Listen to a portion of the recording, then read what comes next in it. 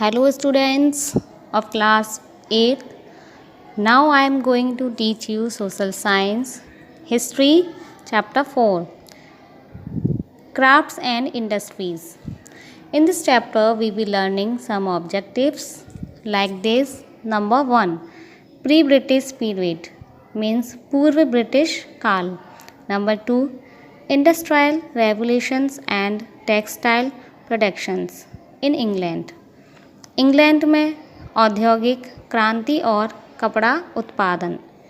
Number 3, Indian handicrafts during the British period means British काल के दौरान भारतीय हस्तशिल्प। नंबर 4, इंडस्ट्रियलाइजेशंस मीन्स औद्योगिकरण। Number 5, growth of modern industries means आधुनिक उद्योगों का विकास। Number 6, slow expansions of Indian industries means भारतीय उद्योगों का धीमी विस्तार। Then now I am starting this chapter. The British conquest of India differed from every previous conquest in that while earlier foreign conquistadors left the traditional economy virtually untouched, British imperialism broke down the whole framework from Indian society and economy. Bharat की British विजय पिछली हर विजय से अलग थी, जबकि पहले विदेशी ने विजेताओं को पारंपरिक अर्थव्यवस्था को लगभग अछूता छोड़ दिया था। ब्रिटिश साम्राज्यवाद ने भारतीय समाज और अर्थव्यवस्था के पूरे ढांचे को तोड़ दिया था। Before the introductions of modern and mechanized method of productions by the British, it was mainly cottage industry that flourished in the country. अंग्रेजों द्वारा उत्पाद के आधुनिक और यंगीकृत तरीकों की शुरुआत से पहले यह मुख्य रूप से कुटीर उद्योग था जो देश में फला फूला। The village artisans such as weavers, the carpenters and the potters meet the various needs of the people. गांव के कारीगर जैसे बुनकर, बढ़ई और कुम्हार लोगों को विभिन्न ज़रूरतों को पूरा करते थे। प्री ब्रिटिश पीरियड मीन्स पूर्व ब्रिटिश काल। India was already a flourishing center of craft and industry before the establishment of British rule. British शासन की स्थापना से पहले से ही भारतीय शिल्प और उद्योग का एक समृद्ध केंद्र था। द सिटीज हैड वर्कशॉप्स और कारखानास where several artisans worked from home. शहरों में कार्यशालाएं या कारखाने थे जहां कई कारीगर घर से काम करते थे। The rulers and wealthy traders formed A ready market for the goods made by the Indian artisans. शासकों और धनी व्यापारियों ने भारतीय कारीगरों द्वारा बनाए गए सामानों के लिए एक तैयार बाजार बनाया। Articles made by them had a market across the world. उनके द्वारा बनाई गई वस्तुओं का दुनिया भर में बाजार था। The value of export from India exceed the value of imports into India. भारत में निर्यात का मूल्य भारत में आयात के मूल्य से अधिक हो गया। क्राफ्ट सेंटर्स मीन्स शिल्प केंद्र। There were centre where different craft flourished over generation. Some main centres were. कुछ ऐसे केंद्र थे जहां विभिन्न शिल्प पीढ़ी दर पीढ़ी फलते फूलते रहे। कुछ प्रमुख केंद्र थे। Number 1, Dhaka Broach Broach and Madurai specialised in making fine muslin and calico cloth.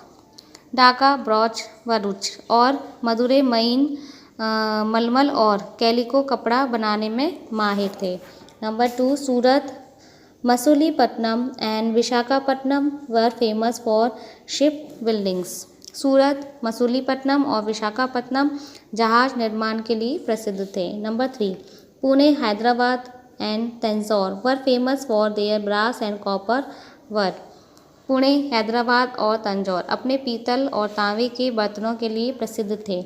Metal work, making of gold and silver ornaments, carpentry, masonry, weavings, tailoring, stone work etcetera also flourished as various centres. विभिन्न क्षेत्रों पर धातु का काम, सोने और चांदी के गहने बनाना, बढ़ईगिरी, चिनाई, बुनाई, सिलाई, पत्थर का काम आदि भी फल फूल रहा था। The most of these crafts were well organised and protected by their own guilds. इन शिल्पों में से अधिकांश अपने स्वयं के संघों द्वारा अच्छी तरह से संगठित और संरक्षित थे। The rulers also patronised these guilds. शासकों ने इन गाइड्सों का संरक्षण किया। Case study, Indian industries in Mughal period means Mughal काल में भारतीय उद्योग। The Mughal period was a golden era for Indian crafts. Mughal काल भारतीय शिल्प के लिए एक स्वर्ण युग था। The emperor and other members of the royal family used the best articles and wore fine cloths of gold, ब्रॉडकेट, silk and the best jewellery. सम्राट और शाही परिवार के अन्य सदस्यों ने बेहतरीन वस्तुओं का इस्तेमाल किया और सोने, ब्रॉकेट, रेशम और बेहतरीन आभूषणों के अच्छे कपड़े पहने। The rich people of society also used the service of these craft persons. समाज के धनी लोग भी इन शिल्पकारों की सेवा का प्रयोग करते थे।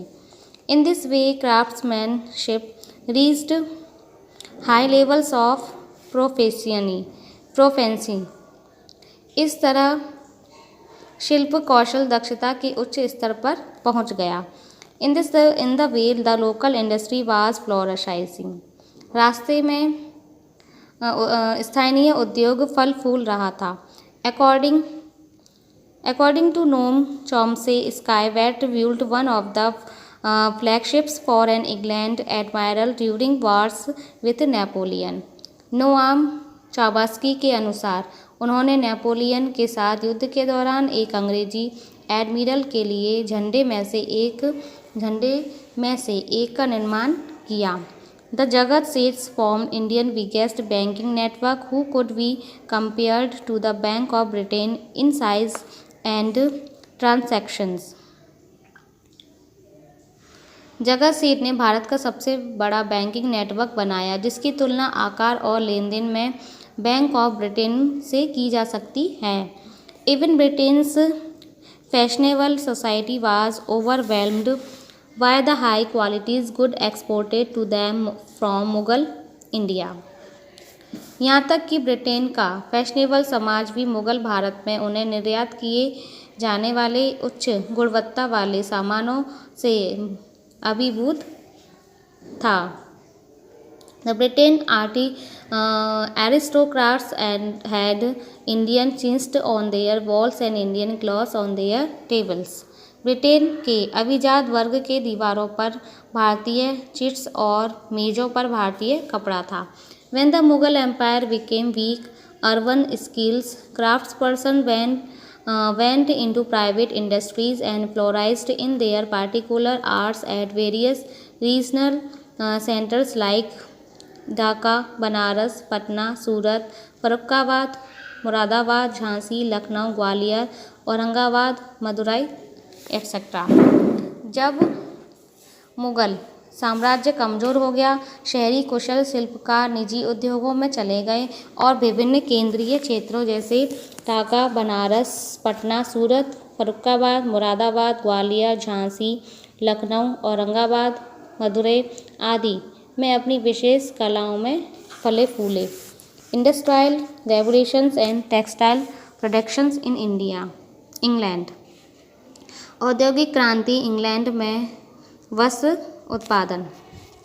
The industrial revolution in England introduced new machines like the steam engine, the spinning jenny, water frame, cotton gin and power loom etc. England में औद्योगिक क्रांति ने भाप engine, spinning jenny, water frame, cotton gin और power loom आदि जैसी नई मशीनों की शुरुआत की। These inventions led to greater efficiently in the textiles industry. इन आविष्कारों से कपड़ा उद्योग में अधिक दक्षता आई.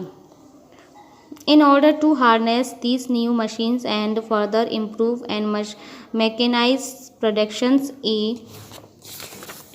a new system called the factory system was introduced. इन नई मशीनों का उपयोग करने और उत्पादन में और सुधार और मशीनरीकरण के लिए फैक्ट्री सिस्टम नामक एक नई प्रणाली शुरू की गई. Textile thus ceased to be produced on a small scale at home by part-time workers. Rather, full-time workers went to work in a buildings called factory, which was owned by a person who invested the capital to set up the factory. इस प्रकार अंशकालिक श्रमिकों द्वारा घर पर छोटे पैमाने पर वस्त्रों का उत्पादन बंद कर दिया गया, बल्कि पूर्णकालिक श्रमिक कारखाने नामक एक इमारत में काम करने चले गए, जिसका स्वामित्व उस व्यक्ति के पास था जिसने कारखाना स्थापित करने के लिए पूंजी का निवेश किया था. Being mechanized and carried out with the help of large number of machines, productions increased manifold. बड़ी संख्या में मशीनों की मदद से मशीनीकृत और संचालित होने के कारण उत्पादन कई गुना बढ़ गया. Indian handicrafts during the British period. British काल के दौरान भारतीय हस्तशिल्प. Most of the Indian rulers were overthrown by the British and their territories were taken over. अधिकांश भारतीय शासकों को अंग्रेजों ने उखाड़ फेंका और उनके क्षेत्रों पर कब्जा कर लिया. Due to this the urban handicrafts industries suffered as they were now deprived of the royal patronage. इसके कारण शहरी हस्तशिल्प उद्योगों को नुकसान उठाना पड़ा क्योंकि वे शाही संरक्षण से वंचित थे. The craftsmen were under the corrupt agents of the company and their guilds no longer held any importance. शिल्पकार कंपनी के भ्रष्ट एजेंटों के अधीन थे और उनके संघों का अब कोई महत्व नहीं रह गया था. Declines of Indian handicrafts. भारतीय हस्तशिल्प का पतन.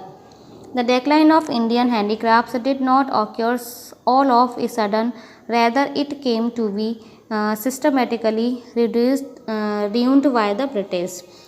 भारतीय हस्तशिल्प का पतन अचानक नहीं हुआ, बल्कि इसे अंग्रेजों ने व्यवस्थित रूप से बर्बाद कर दिया था.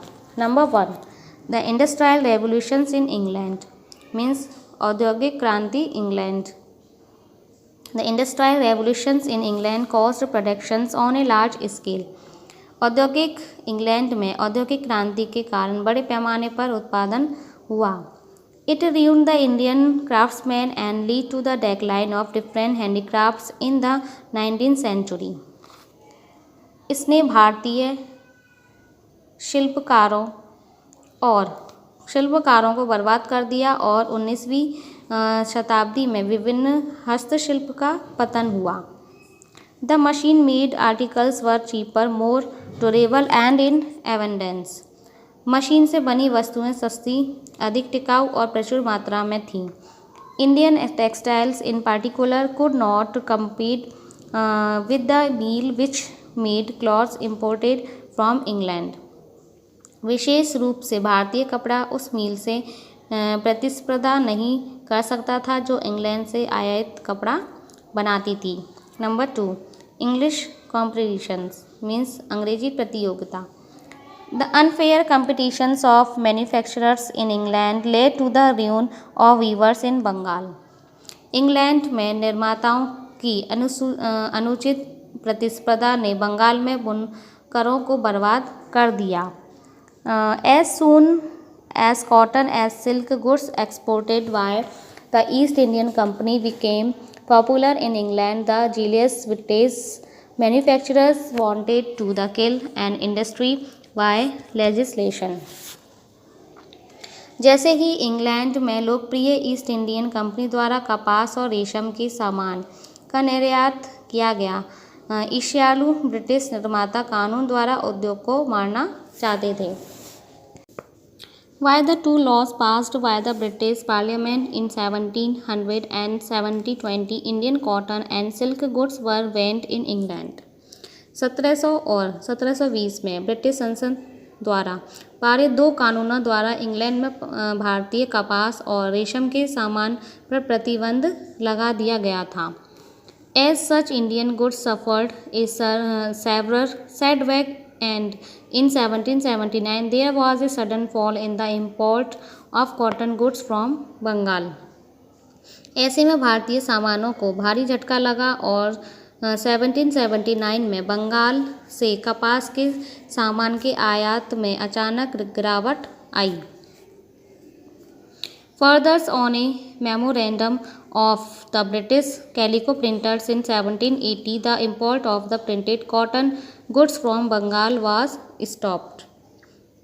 इसके अलावा 1780 में ब्रिटिश कैलिको प्रिंटर के एक ज्ञापन पर बंगाल से मुद्रित कपास के सामान का आयात रोक दिया गया था. The company started following the policy of importing raw materials with cotton, ruin place manufactured goods. Company ने विनिर्मित वस्तुओं के स्थान पर कच्चे माल जैसे कपास बर्बाद आयात करने की नीति का पालन करना शुरू कर दिया. It led to the ruin of native industry and drove the poor weavers to move to agriculture. इसने देसी उद्योग को बर्बाद कर दिया और गरीब बुनकरों को कृषि की ओर जाने के लिए प्रेरित किया. Number 3, operations of weavers means बुनकरों का उत्पीड़न. The company enjoyed virtual monopoly over trade. कंपनी ने व्यापार पर आवासी एकाधिकार का आनंद लिया. In order to ensure a regular and abundant supply of cotton goods, the company enters into contracts with the weavers to supply stipulated quantities of cloth of fixed terms. कपास के सामानों की नियमित और प्रचुर आपूर्ति सुनिश्चित करने के लिए कंपनी ने बुनकरों के साथ अनुबंध किया और निश्चित शर्तों पर कपड़े को निर्धारित मात्रा में आपूर्ति की. The company servants paid much less amount than the actual price of weavers. Company के नौकरों ने बुनकरों को सामान्य कीमत की तुलना में बहुत कम राशि का भुगतान किया. It is said that is order to avoid being forced to weave for the company many weavers used to cut their thumbs. सामान्य कहा जाता है कि कंपनी के लिए बुनने के लिए मजबूर होने से बचने के लिए कई बुनकर अपने अंगूठे काट लेते थे. A great number of weavers deserted their professions. बड़ी संख्या में बुनकरों ने अपना पेशा छोड़ दिया. Number 4, indifference of British rulers in India. भारत में ब्रिटिश शासकों की उदासीनता. The British rulers in India took little interest in protecting Indian weavers against the power-driven British industry. Bharat में ब्रिटिश शासकों ने भारतीय बुनकरों को सत्ता से संचालित ब्रिटिश उद्योग से बचाने में कोई दिलचस्पी नहीं दिखाई. The government did not take adequate steps to avert the calamity. आपदा को टालने के लिए सरकार ने पर्याप्त कदम नहीं उठाए. By the first half of the 19th century, India lost the proud positions of supremacy in trade and industry of the world, which she had been occupying for nearly 2000 years. 19वीं शताब्दी के पूर्वार्ध तक भारत ने दुनिया के व्यापार और उद्योग में सर्वोच्चता की गौरवपूर्ण स्थिति को खो दिया, जिस पर वह लगभग 2000 वर्षों से कब्जा कर रहा था. India was reduced to a source of raw materials cotton and market for the manufactures good from England. भारत कच्चे माल कपास के स्रोत और इंग्लैंड में निर्मित माल के लिए बाजार में सिमट गया था. Industrialization means औद्योगिकरण. The process of industrialization first began in Europe and slowly it spread to India. औद्योगिकरण की प्रक्रिया सबसे पहले यूरोप में शुरू हुई और धीरे धीरे यह भारत में फैल गई। न्यू इन्वेंशंस मीन्स नए आविष्कार। न्यू मशीन्स वर इन्वेंटेड, नई मशीनों का आविष्कार हुआ। This revolutionised the concept of productions, इसने उत्पादन की अवधारणा में क्रांति ला दी। The industrial revolution started in England and slowly spread to other European countries. औद्योगिक क्रांति इंग्लैंड में शुरू हुई और धीरे धीरे अन्य यूरोपीय देशों में फैल गई। The new inventions not only helped in productions of goods but in transportations too. नए आविष्कारों ने न केवल माल के उत्पादन में बल्कि परिवहन में मदद की। They provided a ways for many more inventions that came about subsequently. उन्होंने कई और आविष्कारों के लिए आधार प्रदान किया जो बाद में आए। ट्रांसपोर्ट मीन्स परिवहन। Till the middle of the 19th century, the means of transport in India were limited. 19वीं शताब्दी के मध्य तक भारत में परिवहन के साधन सीमित थे। The British built network of roads, railways and canals which brought about a revolution in India.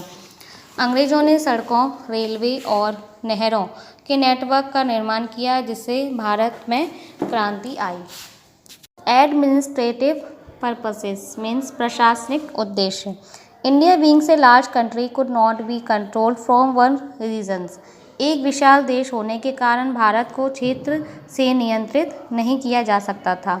The development of railways and roads was necessary in order to keep all Indians territories and check as it facilitate the transportations of forces from one place to another. सभी भारतीय क्षेत्रों को नियंत्रण में रखने के लिए railway और भारतीय सड़कों का विकास एक आवश्यक था क्योंकि इसने एक स्थान से दूसरे स्थान पर बलों के परिवहन की सुविधा प्रदान की थी। कमर्शियल पर्पसेस मीन्स वाणिज्य उद्देश्य। The raw materials had to be collected from different part of India and transported for shipping. कच्चे माल को भारत के विभिन्न हिस्सों से एकत्रित किया जाता था और शिपिंग के लिए ले जाया जाता था। Also the finished goods had to be supplied to the market in all corners India. साथ ही तैयार माल की आपूर्ति भारत के कोने कोने के बाजारों में करनी पड़ी। It required efficient means of transportations. इसके लिए परिवहन के कुशल साधनों की आवश्यकता थी। In 1853, under Lord Dalhousie, the future policy of railways was shaped taking into considerations of the advantage. 1853 में लॉर्ड डलहौजी के तहत रेलवे की भविष्य की नीति को लाभों को ध्यान में रखते हुए आकार दिया गया था। It included expansions of army, investment of British capitals in India, financial and political gains, development of national productions and linking of major cities and ports with the areas of productions.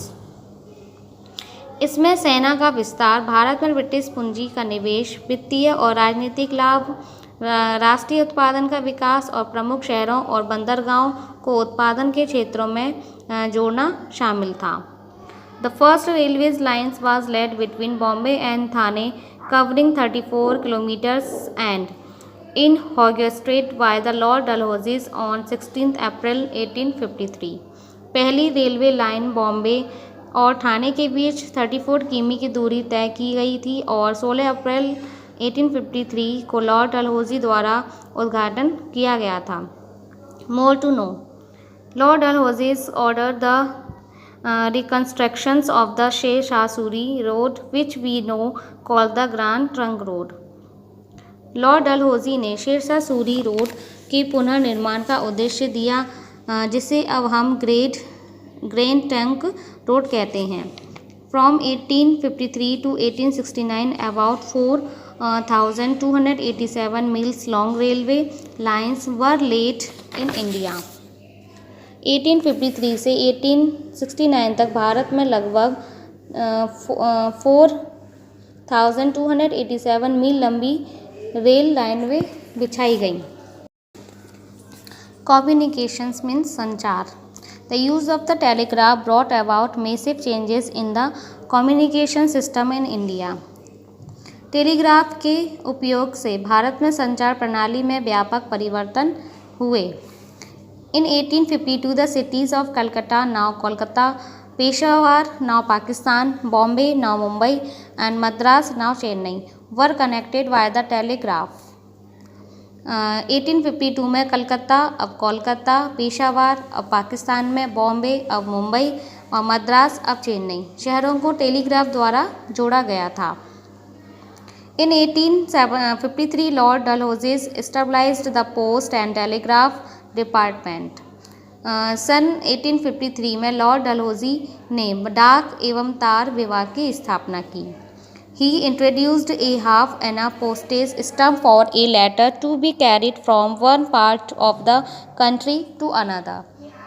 उन्होंने देश के एक हिस्से से दूसरे हिस्से में ले जाने वाले पत्र के लिए आधा आने वाला डाक टिकट शुरू किया। Growth of modern industries means आधुनिक उद्योगों का विकास। The British government gave priority to jute textiles, coal mining and cotton textile industries. British सरकार ने जूट वस्त्र, कोयला खनन और सूती वस्त्र उद्योगों को प्राथमिकता दी। The first jute mill was set up with British capital at Rishra in Bengal. पहली जूट मिल ब्रिटिश राजधानी के साथ बंगाल के रिश्रा में स्थापित की गई थी। Later several other jute mills were set up in Bengal. बाद में बंगाल में कई अन्य जूट मिलें स्थापित की गईं। By 1870 India monopolised jute textile productions in the world. 1870 तक भारत ने दुनिया में जूट कपड़ा उत्पादन पर एकाधिकार कर लिया। Coal mining was an attractive business for British investors. British निवेशकों के लिए कोयला खनन के आकर्षक व्यवसाय था। Bengal, Bihar and Odisha had an abundance of coal deposits. Bengal, Bihar और उड़ीसा में प्रचुर मात्रा में कोयला भंडार था। There was a great demand for coal in railways and factories. Railway और कारखानों में कोयले की बहुत मांग थी। As such coal mining flourished in India. जैसे भारत में कोयला खनन फला फूला। Iron core was found in abundance in India. लोहा अयस्क भी भारत में प्रचुर मात्रा में पाया जाता था। Coal and iron core ore are essentials for the establishment of iron and steel industry. लोहा और इस्पात उद्योग की स्थापना के लिए कोयला और लौह अयस्क अनिवार्य है। But the same could not be done as the British government had placed several restrictions on it. लेकिन ऐसा नहीं हो सका क्योंकि ब्रिटिश सरकार ने इस पर कई तरह के प्रतिबंध लगा दिए थे। It was only in 1907 that Jamshedji Tata set up the Tata iron and steel company TISCO at Jamshedpur in Jharkhand. 1907 में जमशेदजी टाटा ने झारखंड के जमशेदपुर में Tata iron and steel company TISCO की स्थापना की थी। Due to several restrictions imposed by the British, the heavy industries could not develop at the required pace in India.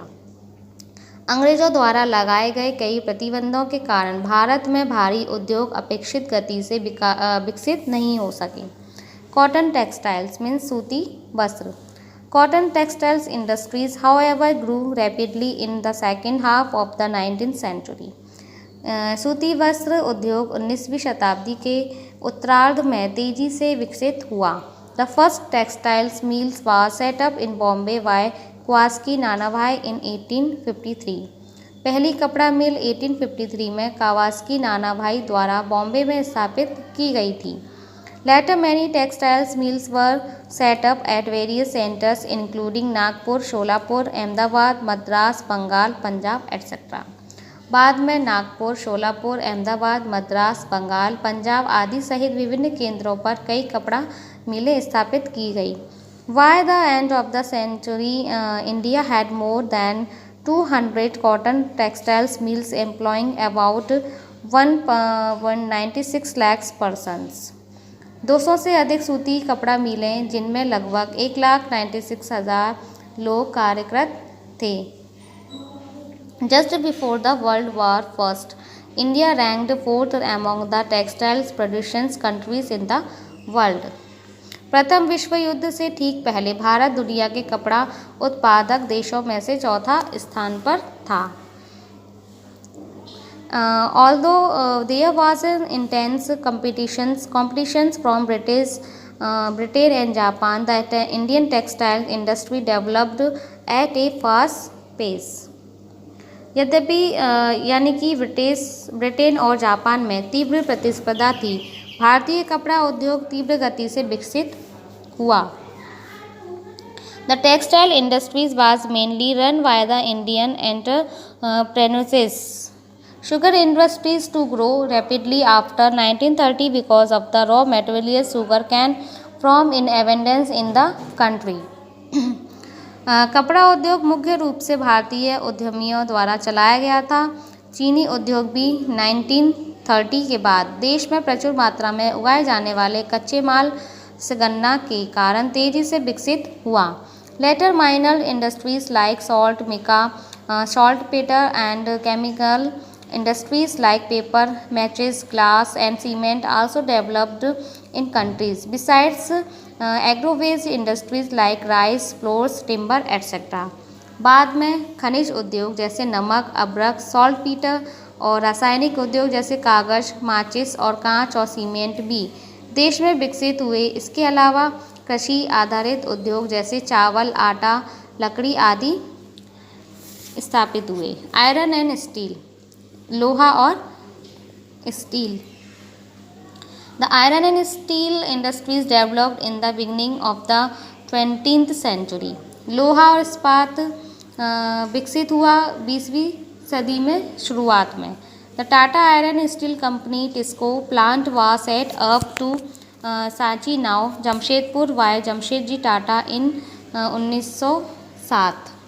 Tata iron and steel company TISCO plant की स्थापना साक्षी अब जमशेदपुर में जमशेदजी टाटा ने 1907 में की थी। Soon more such factories were set up in Bengal and Mysore. जल्द ही बंगाल और मैसूर में इस तरह के और कारखाने स्थापित किए गए। The development of the iron and steel industry helped in the growth of other industries. लोहा और इस्पात दोनों के विकास के अन्य उद्योगों के विकास में मदद की। Other industries means अन्य उद्योग। There were some other industries that recorded a increase in growth during this period. कुछ अन्य उद्योग भी थे जिन्होंने इस अवधि के दौरान वृद्धि में बहुत वृद्धि दर्ज की।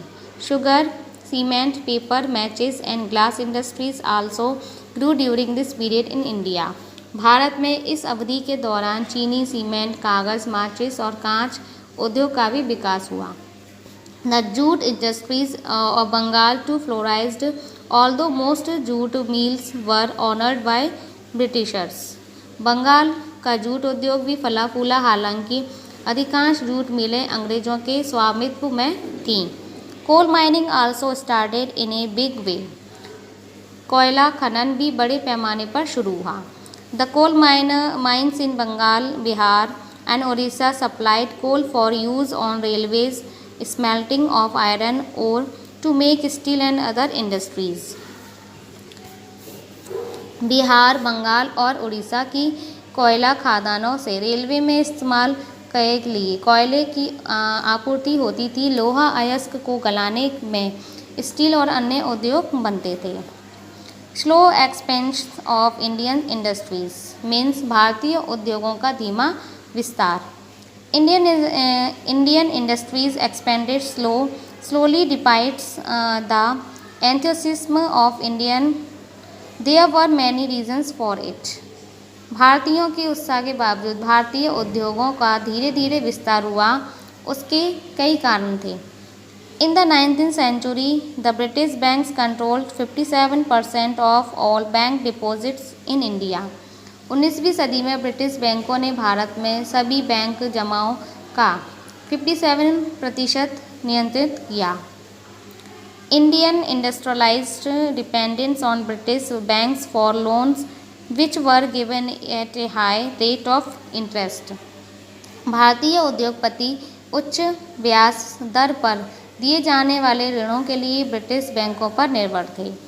It was the determinations and wisdom of Jamshedji Tata who pioneered the iron and the steel industry in India and laid the way for modern industries in India. जब जमशेदजी टाटा का दृढ़ संकल्प और ज्ञान था, जिन्होंने भारत में लोहा और इस्पात उद्योग का बीड़ा उठाया और भारत में आधुनिक उद्योगों का निर्माण प्रशस्त किया। Indian industries showed slow growth as they had to face tough competitions. भारतीय उद्योगों ने धीमी वृद्धि दिखाई क्योंकि उन्हें भारतीय ब्रिटिश उद्योगों से कड़ी प्रतिस्पर्धा का सामना करना पड़ा। Indians demanded protections for their industries in the form of duties imposed on imports of British goods. भारतीयों ने ब्रिटिश वस्तुओं के आयात पर लगाए गए शुल्क के रूप में अपने उद्योगों के लिए सुरक्षा की मांग की। This could not only be done in the 1920s and 1930s after the British were compelled by our nationalist leaders to impose duties on imported goods. यह 1920 और 1930 के दशक में ही किया जा सकता था, जब हमारे राष्ट्रवादी नेताओं द्वारा अंग्रेज़ों को आयातित सामानों पर शुल्क लगाने के लिए मजबूर किया गया था।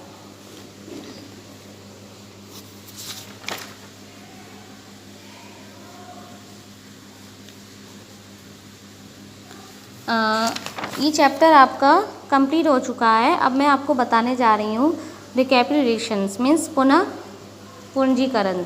Number 1, the Indian industry declines during British rule mainly because of the import of cheaper machine-made goods from England. British शासन के दौरान भारतीय उद्योग में गिरावट मुख्य रूप से इंग्लैंड से रास्ते या सस्ते मशीन से बने सामान के आयात के कारण हुई। Number 2, after the Charter Act of 1813, the Indian handicrafts had to compete with machines made British goods. 1813 में के चार्टर एक्ट के बाद भारतीय हस्तशिल्प को मशीन से बनी ब्रिटिश वस्तुओं से प्रतिस्पर्धा करनी पड़ी। Number 3, as a result of the establishment of modern industries, traditional artisans and craftsmen lost their livelihood.